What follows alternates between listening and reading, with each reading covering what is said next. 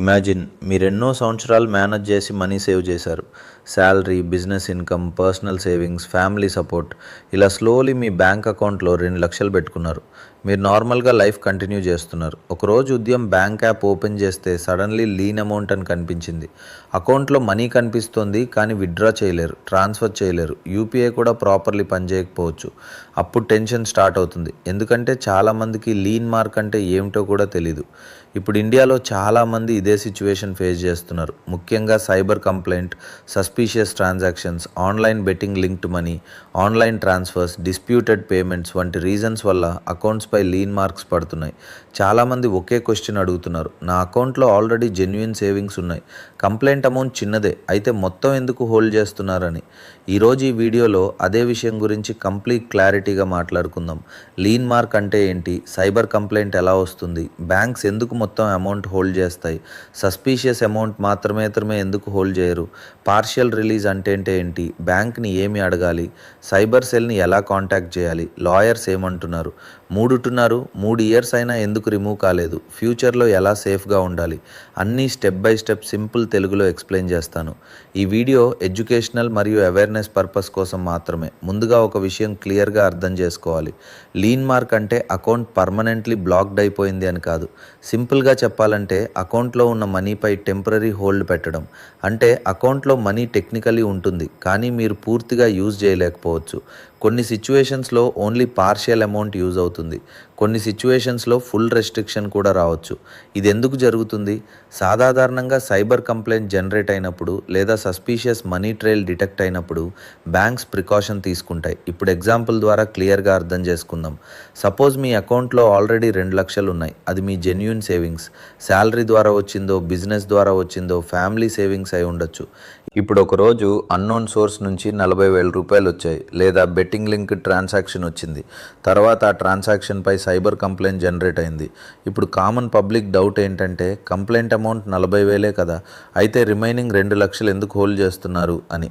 ఇదే ఇప్పుడు చాలామంది ఎదుర్కొంటున్న బిగ్గెస్ట్ ప్రాబ్లం. కొన్ని సిచ్యువేషన్స్లో అథారిటీస్ మనీ ట్రైల్ వెరిఫై చేయడానికి కంప్లీట్ అకౌంట్ యాక్టివిటీ చెక్ చేస్తాయి. అంటే సస్పీషియస్ అమౌంట్ మాత్రమే కాదు, లింక్డ్ ట్రాన్సాక్షన్స్ కూడా చూడొచ్చు. ఇన్కమింగ్ మనీ ఎక్కడి నుంచి వచ్చింది, ఎవరికి వెళ్ళింది, లింక్డ్ అకౌంట్స్ ఉన్నాయా, same device multiple accounts use అయ్యాయా, ఇంటర్స్టేట్ కంప్లైంట్స్ ఉన్నాయా, అన్నీ వెరిఫై చేయొచ్చు. అందుకే కొన్ని సిచ్యువేషన్స్లో banks safe side approach follow అవుతూ కంప్లీట్ బ్యాలెన్స్పై టెంపరరీ లీన్ పెట్టే కేసెస్ కూడా కనిపిస్తున్నాయి. కానీ ఇక్కడ ఇంకో ఇంపార్టెంట్ లీగల్ పాయింట్ ఉంది. చాలామంది లాయర్స్ మరియు కొన్ని కోర్ట్ అబ్జర్వేషన్స్లో ప్రపోర్షనల్ లీన్ గురించి డిస్కషన్స్ వచ్చాయి. అంటే సస్పీషియస్ అమౌంట్ మాత్రమే హోల్డ్ చేయాలి, రిమైనింగ్ జెన్యూన్ బ్యాలెన్స్ రిలీజ్ చేయాలి అని.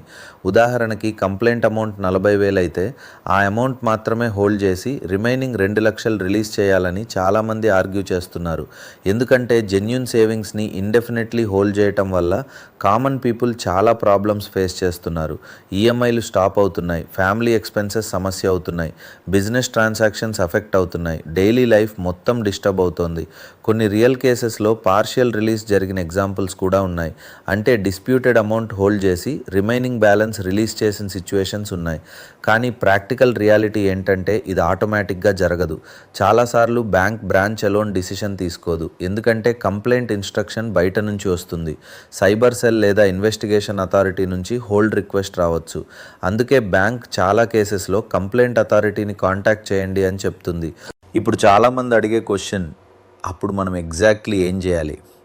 మొదటి స్టెప్ ప్యానిక్ అవ్వకూడదు, ఎందుకంటే చాలామంది టెన్షన్లో రాంగ్ డిసిషన్స్ తీసుకుంటారు.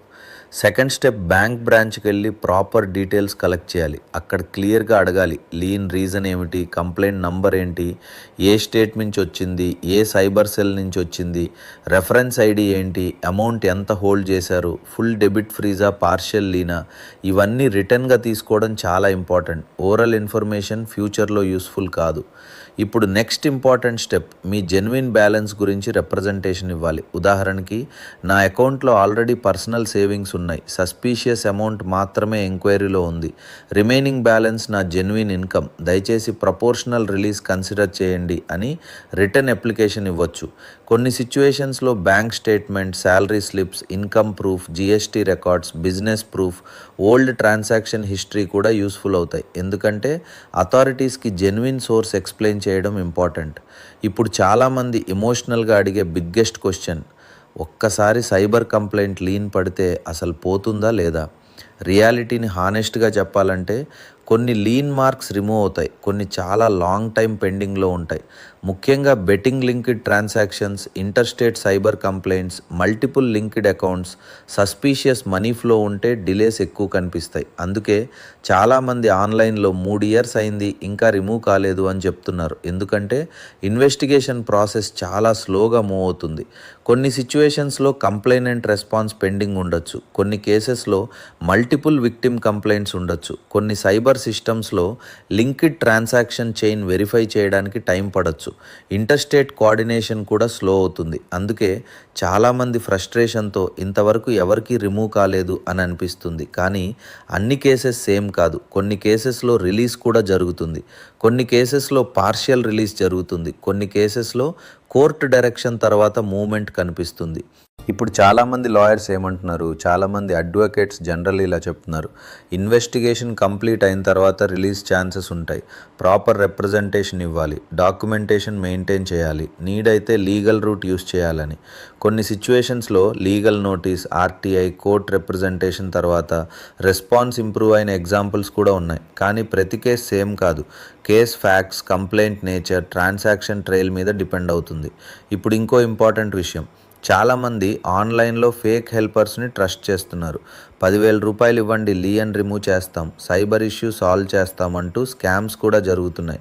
అలాంటి అన్అఫీషియల్ ఏజెంట్స్ని అస్సలు నమ్మొద్దు. ఎందుకంటే చాలామంది మనీ తీసుకుని డిసపియర్ అవుతున్నారు. Only official bank, cyber cell, advocate route ద్వారానే ప్రొసీడ్ అవ్వాలి. ఇప్పుడు ఫ్యూచర్ సేఫ్టీ గురించి కూడా మాట్లాడుకుందాం. అన్నోన్ ఇన్కమింగ్ మనీ విషయంలో చాలా కేర్ఫుల్గా ఉండాలి. రిస్కీ పేమెంట్ నెట్వర్క్స్ అవాయిడ్ చేయాలి. ఆన్లైన్ బెట్టింగ్ లింక్డ్ ట్రాన్సాక్షన్స్ విషయంలో అవేర్నెస్ ఉండాలి. బ్యాంక్ అకౌంట్ని థర్డ్ పార్టీ ట్రాన్స్ఫర్స్ కోసం యూజ్ చేయొద్దు. ఎందుకంటే డిజిటల్ ట్రాన్సాక్షన్స్ ఇప్పుడు ఫుల్లీ ట్రేసబుల్ అవుతున్నాయి.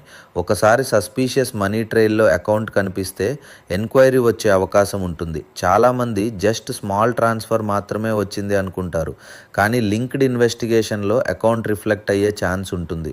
టెక్నాలజీ మరియు డిజిటల్ బ్యాంకింగ్ చాలా యూస్ఫుల్, కానీ అవేర్నెస్ లేకపోతే ప్రాబ్లమ్స్ కూడా క్రియేట్ అవుతాయి.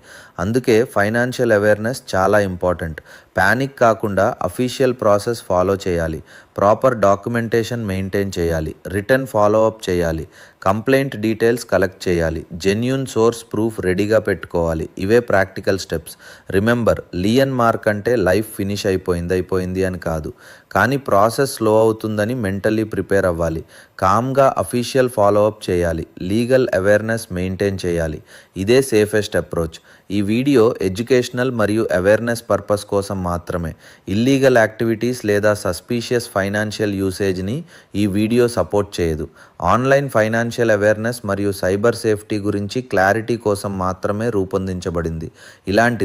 ఇలాంటి cyber awareness, banking safety, online privacy, digital finance videos కోసం ఛానల్ని సబ్స్క్రైబ్ చేసుకోండి.